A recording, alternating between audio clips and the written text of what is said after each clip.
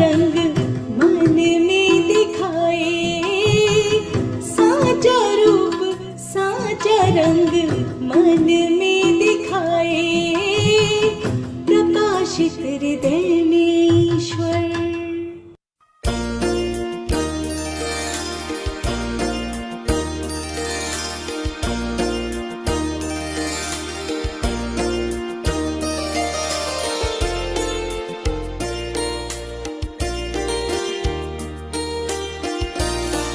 अमर है राम भरत का प्यार, अमर है राम भरत का प्यार। राम भरत की गाथा होगी जब तक है संसार, अमर है राम भरत का प्यार, अमर है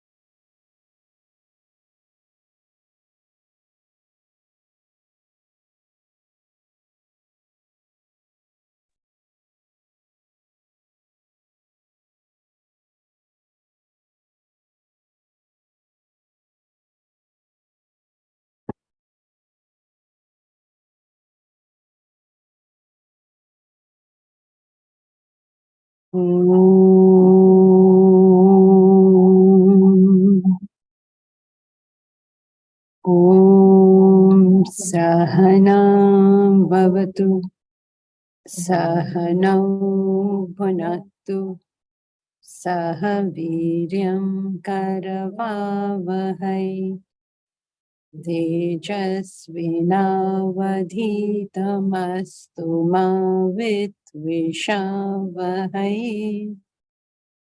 ॐ शान्ति शान्ति शान्ति।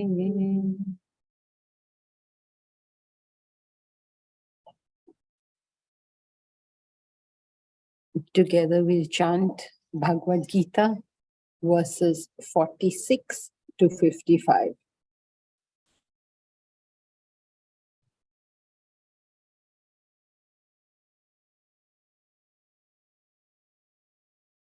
किरीटिनं गदिनं चक्रहस्तम् इच्छामि त्वां द्रष्टुमहं तथैव तेनैव रूपेण चतुर्भुजेन सहस्रबाहो भव विश्वमूर्ते। श्रीभगवानुवाच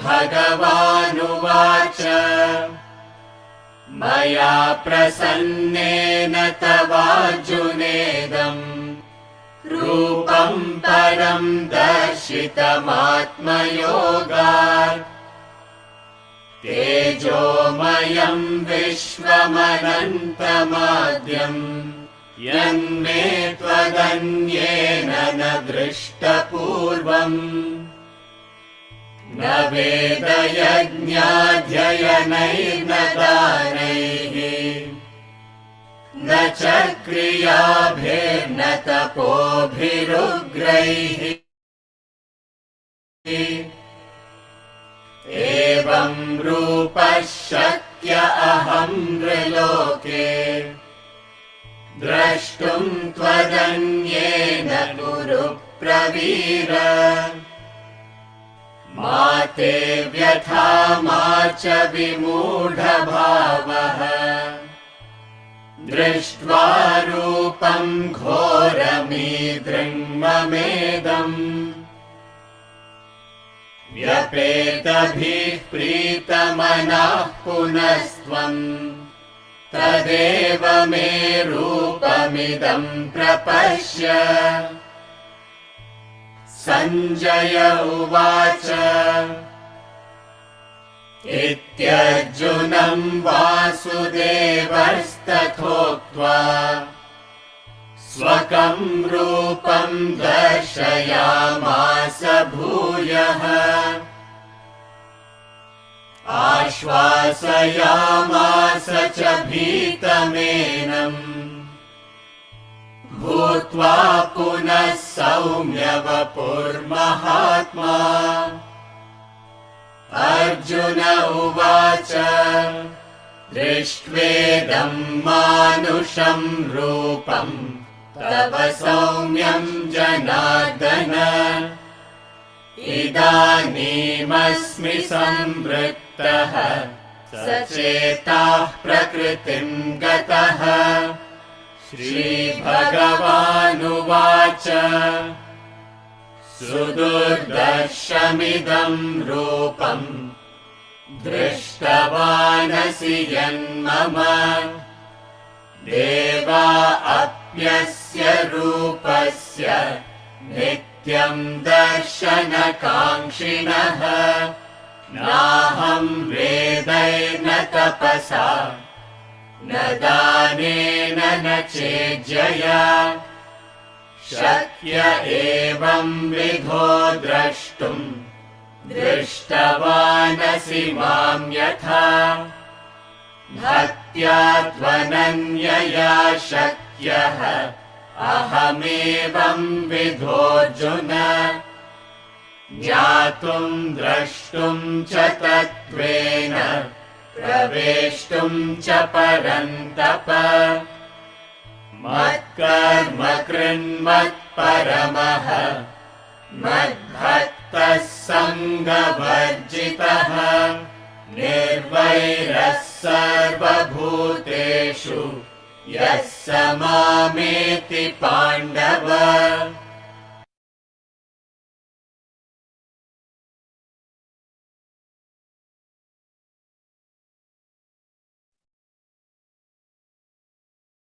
Though it says Sanjay Sharad Sen, it's still me. The name over here. Yeah, Uttara. Janki ji, yesterday we saw 35 qualities of Bhakta. So do we consider Arjuna also as a Bhakta? Do you think he has these 35 qualities? Is he balanced in pleasure and pain? Is he always thinking of the self? Does Then he? I mean, you have to. Then in the verses today we read that Krishna said that nobody can see me in this form. He has seen him. So why this boon was granted to him? We did that last time. Who can answer this? Who can answer this? We did it last time, didn't we? Then to mark the importance of, what? to mark the importance Of? so that Arjuna can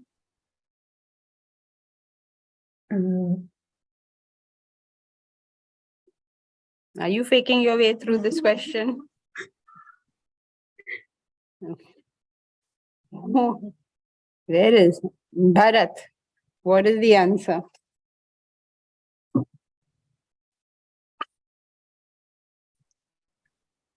Oh, Deepraj, I don't understand the question. Okay, where are you? Even Uttara? I didn't. Oh.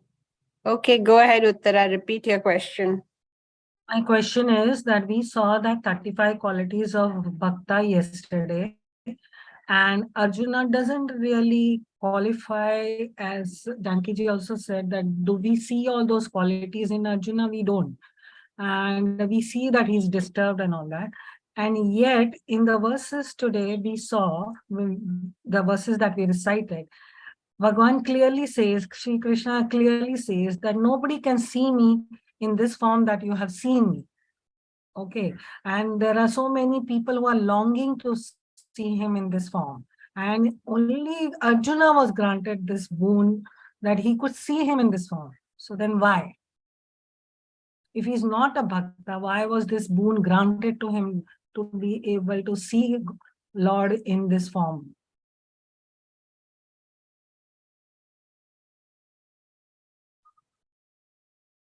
So you saw the answers. Deepraj has put his answer on the chat. Oh, today Yeah. we have today Yeah. everybody has to speak because this is a hybrid class. Some of it is online, some of it is real world.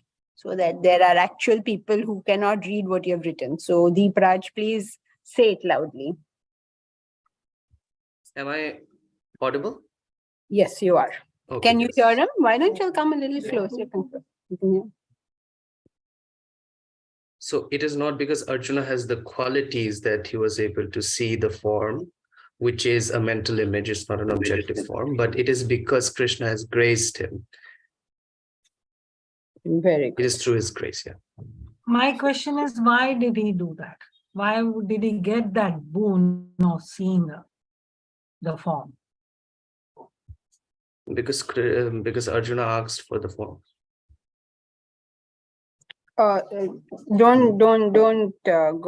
Don't get Deepraj, you must remember that when a person clarifies your answer, they're not asking another question. They're merely repeating their old question because it's not clear how what you're saying is connected to their question.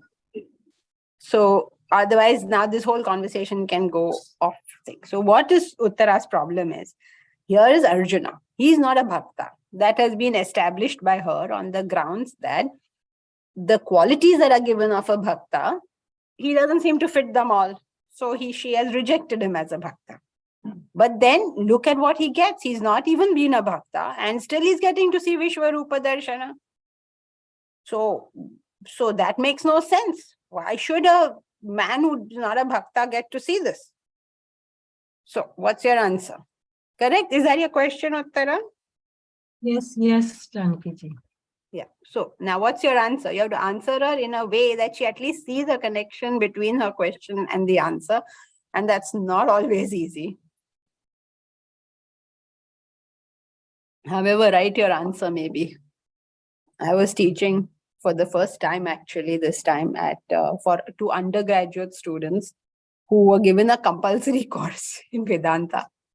And the distance between them and the knowledge of Vedanta was so vast that 90% of the class was only bridging that gap. If you answered a question that they are asking with the knowledge of Vedanta, they don't even know that you've answered the question. So you have to, it was a learning experience. How do you answer a question so that the questioner believes you have answered? You may have answered, but the questioner doesn't know that you have answered. So, Deepraj, here's your practice. So that one day you become a teacher of Vedanta, you've already practiced all this. May I try, Janki? Yes, please, Shilpa. Krishna showed his this Vishwarup darshan to his mother also and his the Yudhishthira also. I mean, To whom? no, his mother and Duryodhana. Duryodhana. Yeah. But here, when he shows Arjuna, it is subjected to him. He takes it as a, he thinks about it and he's taking it to something which he wants to understand. So Krishna has given to three of them, but the one who is keen on learning got it. Can you say that? Is Arjuna keen on learning anything? He's asking, no, Krishna, that what is all this happening and why? No. All he's saying is, please take this form away. He asked for it. Now he's saying, I don't want it. So you have to be very careful what you ask for. So, Uttara, wait, there's something. Momita, you have to speak because our class today is hybrid. So I'll read your answer. Duryodhana and Yashoda were not bhaktas either. Bhaktas are not the only ones allowed to see the form of the Lord. You would have got this right had you not written one word. Bharat, which is that word that Momita should not have written? Only. Okay, very good. Malti, excellent. Karma Yoga works a lot, no, in getting Jnana across. Very good. Excellent. Malti is a great Karma Yogi in Delhi. So, very good, Malti. You would be right, Momita, if you would not have written the word only. Uttara, bhaktas do not see this form. No bhakta sees this form. These kind of forms, these kind of mental images are people who are indulging in the path. So those who are genuine on the path, their intellect is still functioning. They don't see all these things. These kind of hallucinations come when you get carried away by the path. Means, you start indulging in the path. So Uttara, no bhakta will see this. Only those who have been, whose mind has got involved will see all these kind of things. If you start seeing Uttara, suddenly the form of the Lord somewhere, get up and take a drink of cold water because something has gone wrong here. Okay, so And my question is that I read the verse and the God himself says that nobody can see this form.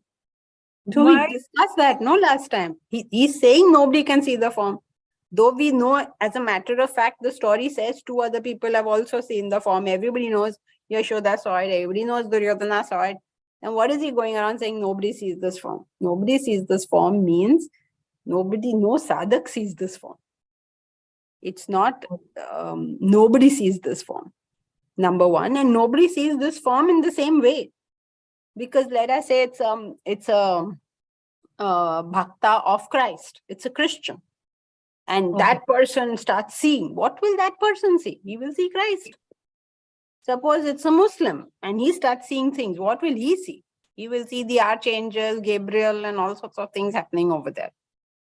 Right? So everybody who will see the form will see their own form. Nobody's seeing the same form because it's like nobody's seeing the same dream. Though everybody dreams, nobody sees the same dream. In that sense, he's saying it. So bhaktas cannot see it. I'm glad you asked because it appears that nobody in the class seems to have got the general idea that this form is a mental projection that took place because Krishna made it so for him. There is no real form like that. The Lord is all pervading, infinite. If you accept that the Lord is infinite, then what form are we talking about? Form implies a what? Very good. Form implies a boundary. There can only be a form if there is a boundary. Infinite implies no boundary. No boundary. So how on earth can something infinite have a form? It cannot. If you say space is infinite, you can't ask the question where the space ends. It makes no sense. Either you say it's infinite or you say it ends somewhere. Uttara, is that clear? Thank you. Yeah. Okay. Nice for me. I can see real human beings today. Then anyone else has anything else? Janki ji, Yeah. in the Gita, Krishna is saying, control the mind, control the intellect. Instead of that thing, he should have told, no, us, go to Badrinath, Kedarnath, take dip in Ganges. And this, whatever he is saying is very highly impossible, no? Why is making us miserable? It is possible to go to Kailash and Badrinath and all of these, just like it's possible to go to Mecca and Medina and Vatican and all of this. Just like it's possible to go to whatever, school and college and work and discotheques and all of this. These are all possible, but they are not the cause. If your pursuit is a pursuit of happiness and knowledge, then you must find the cause of this. If you don't know the cause of it, you can go around the 7 oceans and it will not be met. So the first and most important thing to do is find the cause. What is the cause of happiness? And if you start thinking, what is the cause of happiness? You will say, okay, so why is there any agitation at all? And then eventually you understand that there is only one cause of agitation. There is no other cause. Desire causes agitation. It is as simple as that. So if I have to be happy, I have to be devoid of desires. So this is a state of growth. I cannot pick up a desire and throw it out, right? I have it. If I want to have an apple, then I want to have an apple. I can't pick it up and throw it. So what can I do? To get rid of a desire, I can only take up higher desires. Now, taking up a higher desire is very easy. All of us in this class have taken up a higher desire. I want to study Vedanta. So will that work? No, that won't work. Why won't it work? Because it's only a desire. I want to grow. I want to grow. So what do you need to do? You need to do some actions, right? You don't want to get up in the morning and study. You don't want to do karma yoga. You don't want to do bhakti yoga. But you say, I want to grow. I want to grow. I'm very interested in these things.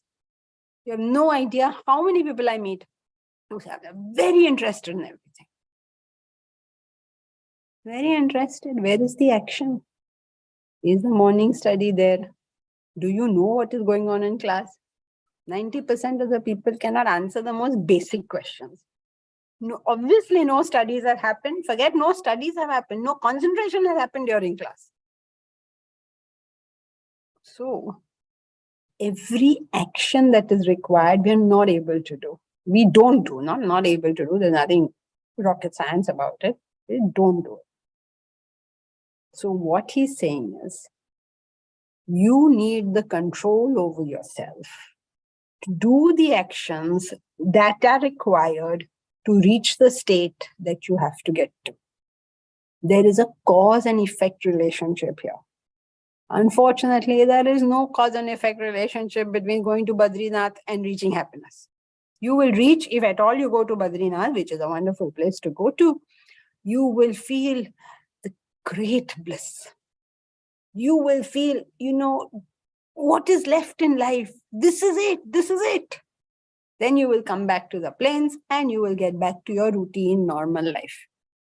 Usse kuch hone wala hai kya? All of us say, yeah, God is the greatest. God is supreme. But what are you doing? Nothing that takes you to him. So what he says is, you must have this control over yourself to do the actions that are necessary. Action means physical, emotional, intellectual, that will take you to what, according to you, is the most important thing. God is the most important thing, but what am I doing? Only looking after my family. God is the most important thing, but what am I doing? Only going to work. God is the most important thing. What am I doing? Sleeping in bed.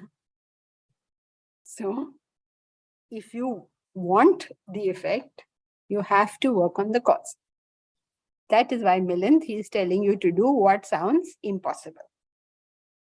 Whether it's possible or impossible, that is the only cause. You cannot get anything without doing the work. You just cannot. Sorry, Milind, if this is a most dissatisfactory answer, but in Vyaspeeth, I have to say the truth, right? What else can I say? The chair is called Vyaspeeth, right? And the belief is, the tradition says, that even if the world's most stupid man sits on the Vyaspeeth, he will speak sense. That was what the tradition says. Okay, Milind. Thank you.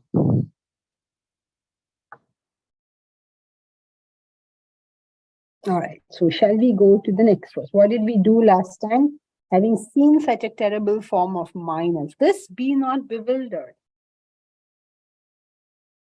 Okay, so now let us say that you did get some good experience on the spiritual path. Be not bewildered. Use it now to go further. Don't get carried away with whatever you come across in the spiritual path. We'll come across so many things. We'll come across success in the world. We will come across mental things. We will come across all sorts of things as you proceed. Be not bewildered. What are we supposed to do? Just continue. Say, no, I didn't get anything. I'm just failing. Just continue. Oh, this is wonderful. I'm succeeding. Just continue. We have nothing to do here but keep walking towards that ultimate truth. There is nothing else to be done here. Everything else that we are doing has to be part of this. In other words, the purpose of whatever else we are doing has to be reaching that ultimate truth. So do not be bewildered by anything that comes. Good things, bad things, medium things, lazy things, tamasic things, rajasic things, sattvic things. Just keep on. Just keep going. So be not bewildered seeing such a terrible form of mind. Fearless with gladdened heart. Behold again the former form of mind. Behold again the former form means once the excitement is over, get back to ground realities and go towards the path. Every single day, every single person has to do Karma Yoga, Bhakti Yoga, Jnana Yoga. Every single day. Otherwise, don't expect anything. What are you expecting? It's not working unless the whole path will not work unless we work. Yeah. We have to work. The path can only work if we work. So, with a gladdened heart, behold again this former form of mind. That means having taken off somewhere, come right back and start your journey again. Verse 50.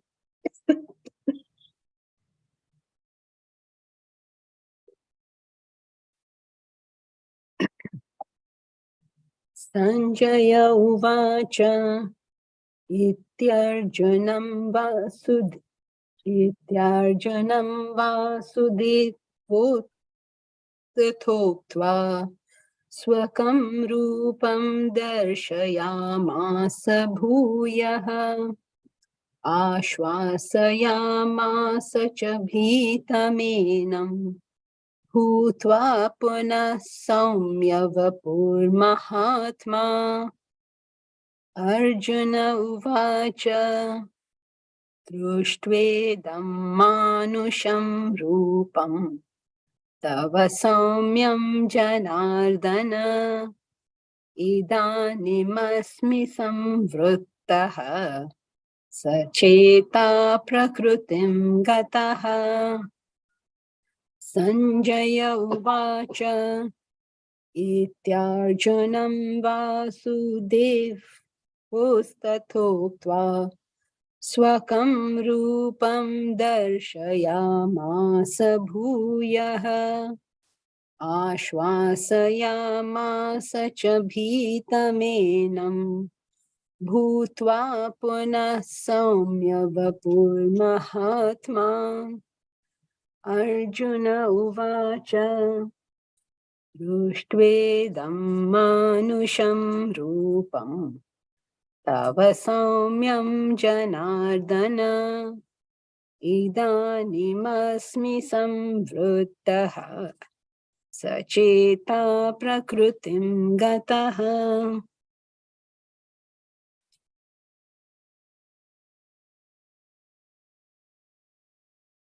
So he says, get back to work. Basically means get back to work. Don't get frightened, just get back to work. So Sanjaya Uvacha.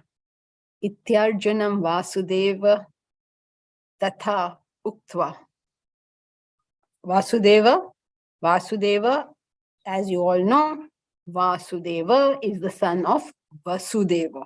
So when you say Vasudeva, it means product of Vasudeva. Same, it's a Sanskrit way of talking of a product. Like if you want to say Shankara Bhashya, Shankara's commentary, then you can just shorten it and say Shankarya.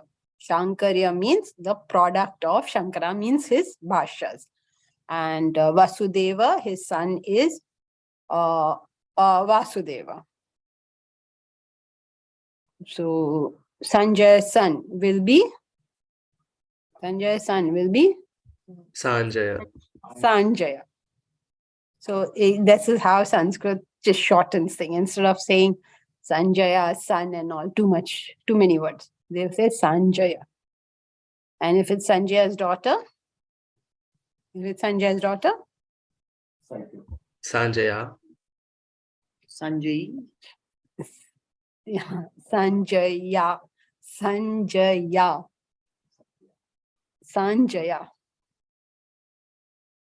So if you want to say all the children of Sanjaya, that would be Sanjayaha, means all the children. That is why you say Pandavaha, all the sons of Pandu.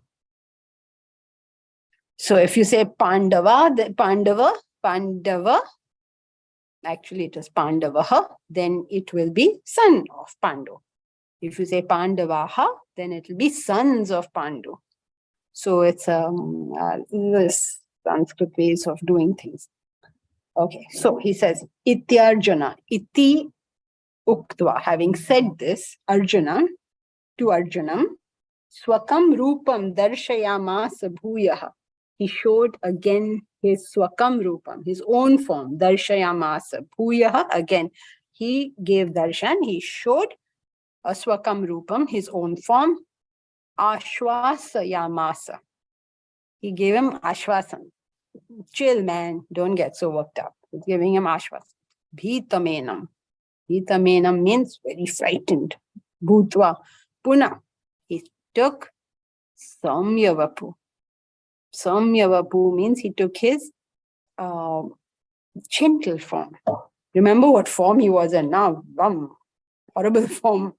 Like he's eating and it's going into his mouth and their head are crushed between their teeth. And imagine what Arjuna has seen. He's like terrified, that poor fellow. It's like we have seen this, like some massive dinosaur and he's eating up everybody. You're terrified, no? So this is even bigger than that. So he's like, he took his Saumya Rupa, he took his gentle Rupa, the Mahatma took his gentle Rupa and gave him Ashwasan, pacified him. So you see the whole text so far has been in the long verses. And then now that it has come down, you saw the tone changing, the tune changing, right? Drushtvedam manusham rupam tava saumyam janardana. O Janardana, tava saumyam rupam drushtva. Having seen your saumya rupa, manusham rupam, your gentle human form, asmi samvrittaha, sachetaha, prakritim gataha. I'm samvrittaha. My mind is now satisfied on seeing you. Can you imagine that? You just imagine what he has seen. It's terrifying. He's the great warrior Arjuna can't handle seeing this massive thing who's eating up everybody. Even if he's eating up the enemies, he still can't see that. So he says, okay, now I am satisfied having seen this. So he's withdrawn his form and prakritim gataha, means he's gone back to his own prakriti, his what he was. Okay, so you remember what this verse means, right? Why was Arjuna frightened and on seeing the form? What does it indicate to us? He was not spiritually mature enough. Sorry, you all spoke together. Yeah, Deepraj? He was not spiritually mature enough. He had accelerated his path. You can't do that. You have to go step by step. I remember I was a very young girl, may have been 9, 10 or something. I don't know what. I was a young girl. And we used to have a place that my grandfather used to revere a lot. And when I was and he was, very deeply involved in that movement, and one of the respected people over there. And I was taken to that place, that spiritual place. And because of which family I came from, they let me do something. I asked for it. I actually asked for it. I said, I want to go to the kutia of where the guru used to live. He wasn't anymore, but it was the kutia, and it was not allowed. People were not allowed to go there because his things and everything was sort of kept there. So nobody was allowed. Now, I was a very young girl, so I was taken to the ashram and I asked for access to that. We were staying in that ashram and I asked for access to that place. And because of the family I came through and because of the interest I was showing, they let me go in. Now, having gone in, what are you supposed to do? In my mind, there was some vague notion that you're supposed to sit down there and meditate. I didn't know what I was doing, but I thought I should sit down and I'll meditate. So I sat down and I started meditating. And then I suddenly got terrified. I was a very young child and I was just terrified. I don't know what happened here. Up to this point, it was all very good. And then suddenly this terror came on me. Why would that happen? When an immature mind is exposed to something well beyond what they are capable at that time, they can't handle it. And yet in today's world, they're telling everybody right, left, and center to meditate. And then when they see things and hear things and all sorts of things. So then after I didn't go into that kutia anymore. And yet somehow I knew that there is something here, but I don't seem to be able to access this, whatever it is. And then many, many years later, when I heard from my guru that about meditation and what it does, that early experience came back to me. So when I came out of that kutia, then I was feeling fine again. It was a very new experience. Imagine you're a young child and it's a very new experience. It was all extremely peaceful and all extremely, so you want to do more, but you can't do more. You're not prepared to do that more.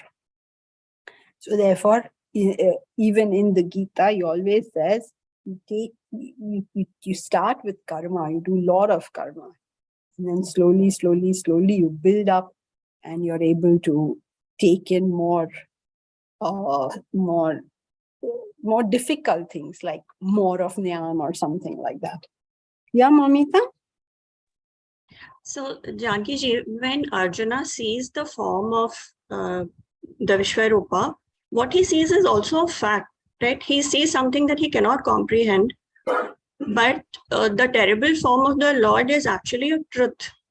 How can he see something that he's not aware of yet, but his mental imagery conjures up something which is actually pointing to the truth? And how can this not be something to seek? He has seen something which is relatively true, which is the terrible form of the Lord, because he has been granted that vision. In other words, if you just see in your own experience, let's not go to seeing things like that, but in our own experience, when we are in the presence of someone more mature, when we are in the presence of Vedanta, when we are in the presence of something, do we not experience a different state? It's different. It's like in class also, you'll find you feel more detached towards the happenings of the world. Many people say, I've heard it so many times that, I was very, very upset with something or something like that. And then I came into class and then suddenly all that didn't seem to matter anymore, or I got my answer or whatever it is. So how does that happen? Because you're temporarily in the presence of something, then you see something which you wouldn't see before. So that's how you, like everybody, right? When we are in the presence of the books and the knowledge, we start seeing things. Seeing things, we're not seeing it, but we start perceiving something. We start experiencing something which we didn't experience before. And it's the truth. So in that sense, we have to take it. Now, why should we not seek it?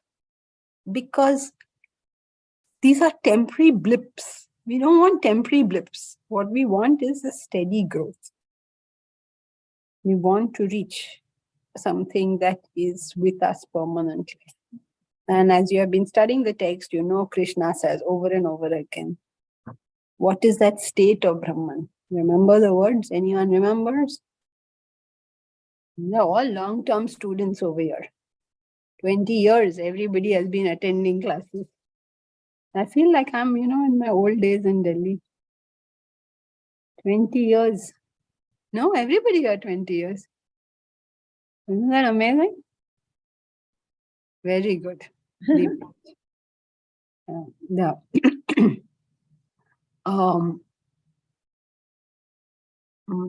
Yat gatva na nivartante tad dhama paramam mama. Yat gatva, where having gone, no nivartante, no return. Tad dhama paramam mama. That is my supreme abode. So what we are looking for is to reach that state of permanence from which there's no return. This is all the state of coming and going. We don't want the state of coming and going. Okay, Mamita? Yes, Janki ji, it's yes, but I have another question. In a way, it also helped Arjuna, didn't it? I mean, although he blurted this out, just like when you went and meditated as a child, you have we have a vasana for something higher.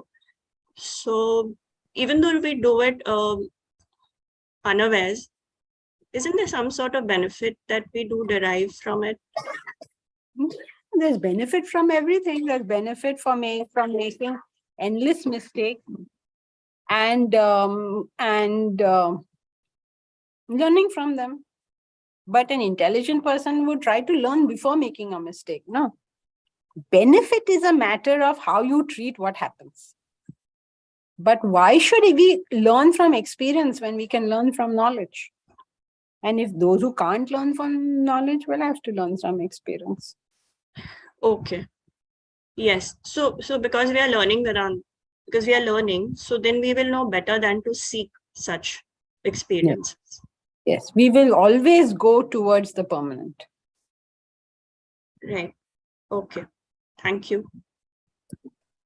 Mukesh, good morning. In terms of worldly things, one knows the limitations most of the time. But how does one know what is going over limits on the spiritual journey? You're right. It's a good question. How do you ever know this? You can't know it. So the way of doing it is to go very slowly. It's like you're joining a gym. How do you know what weight is too much? You can't know, right, in the beginning. So what you do is you always start small. And then when you're comfortable with that, you up it. When you're comfortable with that, you up it. It's exactly the same thing in the spiritual path. You start little, like you're starting morning studies, let us say. Then start with half an hour. Don't start studying 2 hours and all. That is doomed for disaster. Nobody should be studying for 2 hours. Max is like 1.5 hours in any one session.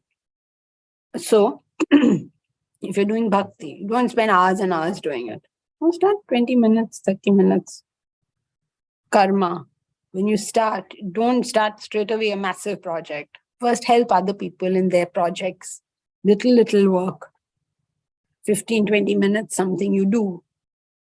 You don't take on the whole thing. So everything little by little by little. As you take on karma projects, excuse me, as you take on these projects, you will find time to do more. That is the amazing thing. The greatest thing about karma is you feel that there is no way I could do this. I have a full-time job. Where is the time? And then suddenly you will find, I seem to have time. And then you do some more karma and then you seem to have more time. Because you are able to up your efficiency levels. Suddenly, you genuinely feel you have time. But you can't start like that. You take on little, take on little, take on little in all the 3 yogas. And don't start all 3 yogas at the same time. Start one. Morning, I'm going to first get into the habit of my morning study. 20 minutes every morning I'm going to do. 2 months later, I will consider what I'm going to do next. All right. So then maybe 2 months later, I'll add, let us say, if I feel I have time, then I can add some volunteer work. And again, I feel after 2-3 months I have time, then I can take up more volunteer work, put in some time in bhajans, stuff like that. So how do you know? You don't know. So what do? You take small doses. Okay? Thank you. Makes absolute sense. Mm-hmm.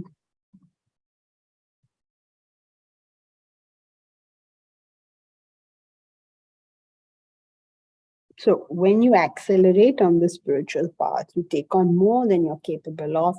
You will come to various different types of feelings, such as fear, such as fed up, such as abhi wo baat nahi rahi. Many people will say that. Abhi wo baat nahi rahi. As I used to be inspired before, I'm not inspired anymore. So all this comes out of incorrect ways of doing the sadhana. Because this path is so enervating, so energizing, so, elevating, that there is no way you can at any point feel that it's not good. But if we don't do it correctly, then we get all these negative repercussions. Either we've done too much, or we've done too little, or we've done too fast, or we've done too slow. All these various things. Whatever you have done incorrect, it will come forth as disinterest in the path. And then after some time, when whatever the effect of that wears away, then again you want to take it up. Because that basic vasana is there, right? So you will see that happening in class. You'll see somebody very dedicated, doing a lot. Then they've disappeared for some time. Then again they'll appear. Hopefully they've learned a lesson. If they've not, this will go on. Back and forth, back and forth, back and forth. But if we do it methodically, properly, day by day, every day, then this can be our life till realization. So when you accelerate, all these strange things start. So Sanjay has come back. He says, Hi, good morning again. So you mentioned about, for example, some people come and go, but you're not actually making any progress with that, are you? Yes and no. I mean, all these questions are so relative. You're making progress insofar as by your coming and going, little bit desire is increasing. So a little bit more interest is there.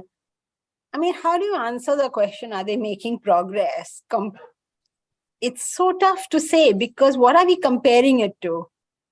Comparing it to complete disinterest, this coming and going is creating interest. But obviously it's not as good as a systematic growth towards something higher in life. So, I mean, it is some kind of progress for that individual. They're never going to be systematic from the beginning, because that is still something they have to learn. See, some people are born systematic. Some people come to being systematic. So is it true to say that you are your own guide, or you're on your own judge, how you progress? I mean, yes, but I wouldn't use the word you. I would prefer to use the word your intellect, because not all of you can judge it well. The mind will judge it in some kind of crazy way. So your intellect will give you the path, but your intellect is based upon the scriptures. It is not in a vacuum that the intellect functions. It is based on the knowledge. In other words, a ship is directed by its captain, and the captain has to be directed by the compass. Otherwise, the captain doesn't know which is not. How is he going to take the person, take the ship? Whereas the captain goes to sleep and the steward starts taking over the ship, then calm tamam. Thank you. Okay, so not your body, not your mind, your intellect has to drive your life, and your intellect has to be guided by the scriptures.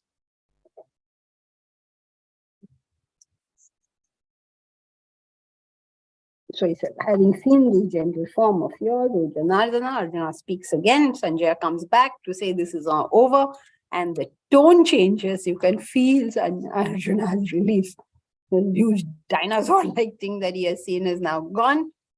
And you might experience something like that yourself if you choose to do something silly on the path, like do too much meditation or something, or you'll experience something and then you want to shut it. And then when it goes, that feeling goes, you'll feel some kind of relief that, thank God, this is gone.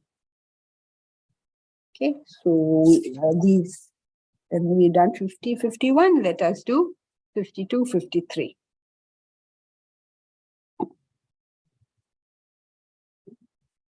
Bhagavan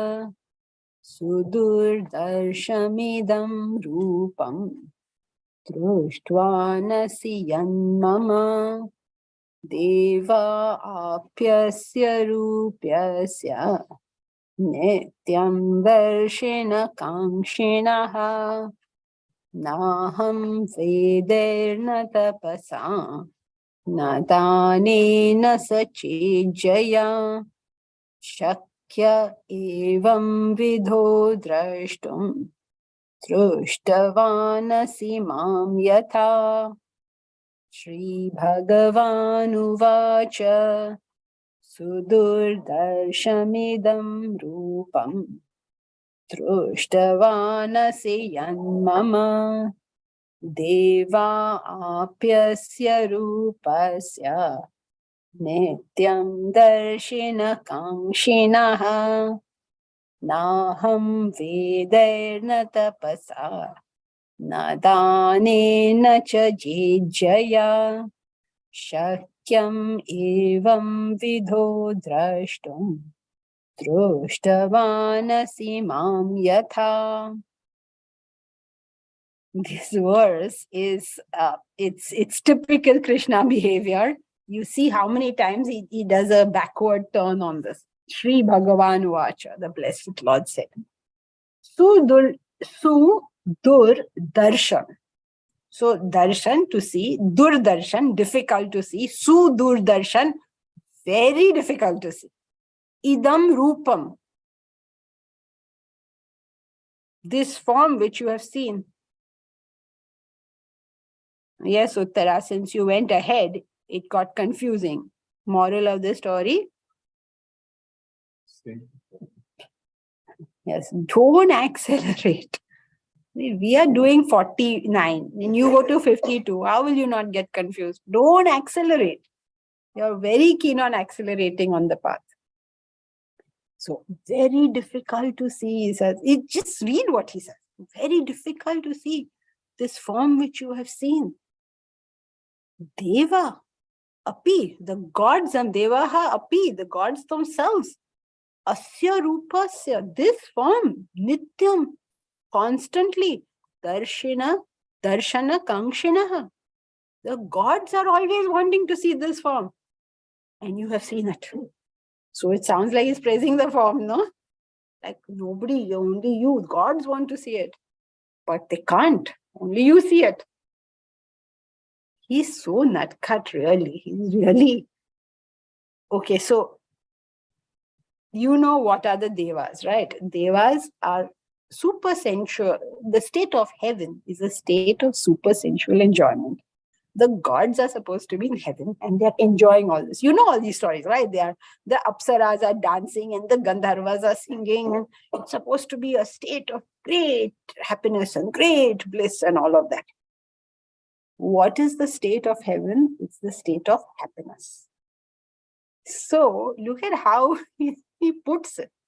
So the devas are trying to see this form. Meaning what? Who are the kind of people who want to see this form? The sensual. Yes, those in pursuit of pleasure. Those in pursuit of pleasure want to see these forms because they think they'll get a kick out of seeing those forms. Oh, wow, you could see the Lord. What fun. I also want to see the Lord. This is all the childishness of thinking that isme joy hai, usme joy hai, usme joy hai, usme joy, and chasing all these things. So he says the gods want to see this form, and Arjuna must be so impressed. Gods wanted to see, but actually he's giving him a tight whack. He's saying only those who are interested in constant pleasure seeking, they want to see the form. Now, all those who are interested in pleasure seeking, unka hota kya hai? We've already seen what happens to Arjuna. Yes, so he says, even the gods are longing to see this form.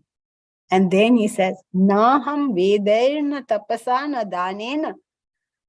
Not by Veda, not by tapas, not by dan. Means not by any spiritual path can this form be seen. Shakyam evam vidha drashtum. Is it possible to see this form? Look at how he puts it. The way he puts it, it lends itself to misunderstanding.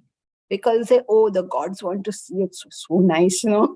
Not so nice. Gods represent those who are pleasure-seeking people. And those who are doing Veda, Tapasa, Dana, who are doing all these spiritual practices, sacrifice, Yajna, those people who are on the spiritual path, neither by Vedas, nor penance, nor gift, nor by sacrifice, can I be seen like this. Excuse me, as you have seen me. Now, the words are there for you to see. You decide what it is that you understand from this. Because each one is going to tell you a different thing, which is why we are going to the original text. Read it for yourself. That's why I'm even doing it in Sanskrit, because even if you know basic Sanskrit, you'll be able to tell. Na aham vedaihi. Vedaihi means by the Vedas. Na tapasa, by austerities. Na danena, by, you know, all those who studied Sanskrit, by, is a Tritiya form, by this method. Nor by Ijjaya. Ijjaya is the sacrifices, the yajnas. Shakya, this is like almost Hindi. Shakyam evam, Shakya, possible, evam, this, vidha, in this manner, drashtum, to see. Yeah, okay, show it on the screen. Mam yatha, yatha, like this. Like you say, yatha shakti, as much as a shakti, yatha, like this. Mam, me. You read it for yourself, and people will tell you, no, it is possible, and he showed it. Then why is he saying that the devas want to see it, but those doing spiritual practices can't? It makes no sense, right? So he's only telling us that please understand that this is not what people who are on the spiritual path are interested in seeing. You are free to make your own interpretations, but read the verse. It says, very hard to see this form of mind which you have seen. Even the gods have longed to behold this form. So it gives you the impression that you know, maine aisa kuch diya which you should have, which koi aur nahi dekh sakta. Very hard to see this form of mind. Very hard to see this form of mind because there is no such form to see. Neither by Vedas, nor by penance, nor gift, nor by sacrifice can I be seen as you have seen me. Not by spiritual practices can you attain this. Meaning, erroneous spiritual practices will give you forms and visions and dreams. And if you go to the Upanishad, the second chapter of Kena Upanishad starts like this: that which you have experienced is not the state of Brahman. If ever we do Kena Upanishad, you'll read it for yourself. He who knows it knows it. He who does not know it knows it. And all sorts of these mental gymnastics that thing is. Because whatever these experiences are, they simply don't count. If those experiences don't count, imagine all the things in the world don't also count. All our successes, all our failures, they don't count. The only thing that counts is what was your purpose? What was your intention? What were you trying to do? How much effort did you do? Those are the things that count. Yeah, Momita. So, but the Lord is not deliberately trying to mislead here, is he? He's not misleading. There is no way he can talk by which we understand. So he also has some fun. Why should he not have fun? But also, if we cannot conceive of happiness beyond the senses, at least by this, isn't it encouraging for people who aspire for happiness like the Devas to at least seek it in the scriptures, like they seek sanction from the scriptures? Yeah, but this is a wrong track. But like Mukesh was saying, so is it progress or not? Depends on from where to where. Yeah, so someone who is capable of seeing happiness that transcends the senses will see this meaning of the verse. And for the rest, there is this. So anybody can seek, I don't know, guidance from the scriptures according to their level. Is that it? Yes, you can see. Of course, it is that you will get the guidance according to your level. But these kind of things are blind alleys. It's preferable that we do not enter them, because you can get lost in these blind alleys. Why would you want to do something wrong? Why not from the beginning do it systematically and correctly? Why would I go gamble, lose all my money, and then realize this is a bad thing to do? Why would I properly in the first place? What are the scriptures for? They are to tell us the right route right in the beginning. Right. Okay. Yes. Thank you. Okay, so that's it for today.